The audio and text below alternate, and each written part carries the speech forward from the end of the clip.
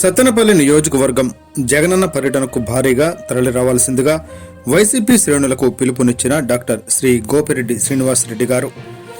నరసరావుపేట నియోజకవర్గం మాజీ శాసనసభ్యులు డాక్టర్ శ్రీ గోపిరెడ్డి శ్రీనివాసరెడ్డి గారి ఆధ్వర్యంలో జగనన్న పర్యటనకు మేము సైతం అంటూ సిద్ధమవుతున్న నరసరావుపేట వైసీపీ శ్రేణులు స్థానిక లింగంగుంటలోని జిల్లా వైఎస్ఆర్ కాంగ్రెస్ పార్టీ కార్యాలయం నందు డాక్టర్ శ్రీ గోపిరెడ్డి శ్రీనివాసరెడ్డి గారి ఆధ్వర్యంలో సత్తెనపల్లి నియోజకవర్గంలో రెంటపాళ్ల గ్రామం నందు మాజీ ముఖ్యమంత్రి వర్యులు శ్రీ వైఎస్ జగన్మోహన్ రెడ్డి గారి పర్యటన సందర్భంగా నరసరావుపేట నియోజకవర్గ వైఎస్ఆర్ కాంగ్రెస్ పార్టీ నాయకులు మరియు కార్యకర్తల విస్తృత స్థాయి సమావేశం ఏర్పాటు చేయడం జరిగింది. ఈ సమావేశంలో ప్రభుత్వం ఏడాది పాలన కాంగ్రెస్లోని వైఫల్యాలపై వైఎస్ఆర్ కాంగ్రెస్ పార్టీ ముద్రించిన జగనన్న అంటే నమ్మకం, చంద్రబాబు అంటే మోసం పుస్తకం ఆవిష్కరణ కార్యక్రమం నిర్వహించారు. ఈ సందర్భంగా ఏడాది ఫోటో కాలంలో జరిగిన ప్రభుత్వ వైఫల్యాలను, ప్రజలకు చంద్రబాబు చేసిన మోసాలను ప్రజలకు తెలియచేయాలని కార్యకర్తలకు తెలియచేశారు. అనంతరం కార్యకర్తలతో మాట్లాడుతూ రేపు సత్తెనపల్లి నియోజకవర్గంలోని రెంటపాళ్ల గ్రామంలో వైఎస్ఆర్ కాంగ్రెస్ పార్టీ అధ్యక్షులు వైఎస్ జగన్మోహన్ రెడ్డి గారి పర్యటన సందర్భంగా నియోజకవర్గం నుంచి వైఎస్ఆర్ కాంగ్రెస్ పార్టీ శ్రేణులు భారీగా తరలి రావాల్సిందిగా పిలుపునిచ్చారు.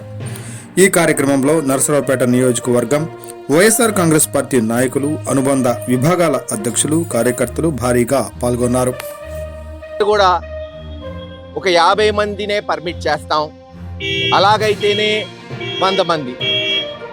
నేను అడుగుతున్నా, ఒక ఎమ్మెల్యే స్థాయి, ఒక సర్పంచ్ స్థాయి పోతేనే పరామర్శకి ఆ గ్రామంలో 100 మంది వస్తారే, మరి రాష్ట్ర నాయకుడు మాస్ లీడర్ అయిన జగన్మోహన్ రెడ్డి గారు వస్తే ఆపగలుగుతామా ఎవరివన్నా? అయినా మేము మాట ఇచ్చాం అందరూ నాయకులు. సార్ వాస్తవంగా మేము అందరూ కార్యకర్తలు రావాలి, జగన్మోహన్ రెడ్డి గారిని చూడాలి అంటున్నారు. మేము మొన్నటి వరకు మా నియోజకవర్గాల్లో పోనీలే కార్యకర్తల వరకు తలా ఒక 50 వెహికల్స్ 100 వెహికల్స్ పెట్టి తీసుకెళ్దాం నియోజకవర్గాల నుంచి అనుకున్నాం. కానీ మీరు సెక్యూరిటీ ప్రాబ్లం అంటున్నారు, మీ నాయకుడికి ఆపద రావచ్చు అంటున్నారు, వెహికల్స్ ఆపేయమంటున్నారు. అంటే ఎస్ మేము మాటిస్తాం, ఒక్క వెహికల్ కూడా పెట్టాము. మాకు కావాల్సింది జగన్మోహన్ రెడ్డి గారి రావటం, ఆ కార్యకర్త కుటుంబాన్ని పరామర్శించటమే మాకు ముఖ్యం. వేరే ఏ విషయం మాకు ముఖ్యం కాదు. జగన్మోహన్ రెడ్డి గారికి జనం ఉన్న అనేది భారతదేశం మొత్తం తెలుసు, కొత్తగా తెలియజేయాలి. ఎక్కడ మేము సమీకరణ చెయ్యము, స్వచ్ఛందంగా కేవలం మేము కూడా ఆయనతో పాటు ఆయన వెనకాల నడుచుకుంటూ పోయి పరామర్శిస్తూ వస్తాం అని చెప్పాం. వారు ఆలోచించుకొని చెప్తామన్నారు. ఖచ్చితంగా పర్మిషన్ ఇవ్వాలి. జగన్మోహన్ రెడ్డి గారు రేపు 100 తాడేపల్లి నుంచి వచ్చి నాగమల్లేశ్వరరావు గారి కుటుంబాన్ని పరామర్శిస్తారు. అటువంటి సంకేతాలు మాకు వచ్చినాయి. మీకు తెలిసిన విషయమే, ఒకసారి మాట ఇచ్చిన తర్వాత వెనక్కిపోయే వ్యక్తి కాదు జగన్మోహన్ రెడ్డి. ఖచ్చితంగా రేపు వస్తారు, పరామర్శిస్తారు, ప్రగాఢ సానుభూతి తెలియజేస్తారు. ఏది ఏమైనా రేపటి ఈ ప్రోగ్రాం కొనసాగుతుందని మేమందరం వైఎస్ఆర్సీపీ నాయకులు మీకు తెలియజేస్తాం. రేపు మన నాయకుడు జగన్మోహన్ రెడ్డి గారు మన పల్నాడు జిల్లా సత్తెనపల్లి నియోజకవర్గానికి రెంటపాల గ్రామానికి ఈ రెడ్ బుక్ రాజ్యాంగానికి, ఈ రెడ్ బుక్ పాలనకి, పోలీసుల వేధింపులకు తట్టుకోలేక ఒక 38 సంవత్సరాల వయసున్నటువంటి నాగమల్లేశ్వరరావు అనేటువంటి యువకుడు పోలీసులు వేధింపులు తట్టుకోలేక ఆత్మహత్య చేసుకొని, అది గత ఏడాది జరిగినటువంటి ఇన్సిడెంటు. మరి సంవత్సరం అయింది. ఆ కుటుంబము ఉన్నటువంటి బాధని, వాళ్ళ యొక్క భావాన్ని జగన్మోహన్ రెడ్డి గారికి వినిపించి, వారు గుర్తుగా ఆ అబ్బాయి గుర్తుగా ఆ గ్రామంలో ఒక విగ్రహాన్ని ఏర్పాటు చేసుకొని, దానికోసము దాన్ని జగన్మోహన్ రెడ్డి గారిని ఆ కుటుంబ సభ్యులు కలిసి, మరి ఈ నేపథ్యంలో జగన్మోహన్ రెడ్డి గారు రెంటపాలకు వచ్చి ఆ కుటుంబానికి భరోసాగా అండగా ఉంటూ మరి ఆ విగ్రహావిష్కరణ చేయడానికి జగన్మోహన్ రెడ్డి గారు రానున్నారు. ఇప్పుడు ఇక్కడ జరుగుతున్నటువంటి పరిస్థితులు కానీ ఇక్కడ ఉన్నటువంటి జిల్లాలో అందరికీ కూడా తెలుసు. ఏవో పర్మిషన్స్ పేరుతో ఇంకేవో అడ్డంకులు సృష్టించి జగన్మోహన్ రెడ్డి గారి కార్యక్రమాన్ని అడ్డుకోవాలని అనేక ఆంక్షలు విధించి వచ్చే పబ్లిక్ని కన్ఫ్యూజ్ చేయాలని రీసెంట్ టైమ్స్లో పొదిల్లో జగన్మోహన్ రెడ్డి గారికి చాలా పెద్ద ఎత్తున కూడా ప్రజాదరణ లభించింది. చాలా పెద్ద ఎత్తున కూడా వైఎస్ఆర్ కాంగ్రెస్ పార్టీకి రాష్ట్రంలో మద్దతు దొరుకుతుంది.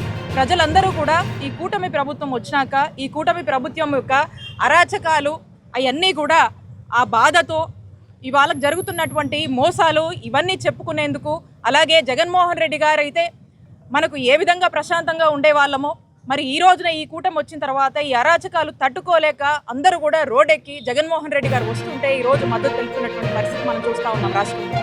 మరి ఇలాంటి పరిస్థితుల్లో ప్రజలు స్వచ్ఛందంగా న్యాచురల్గా జగన్మోహన్ రెడ్డి గారు లాంటి ఒక మంచి చరిష్మా ఉన్నటువంటి నాయకుడు జగన్మోహన్ రెడ్డి గారు అంటేనే జనం.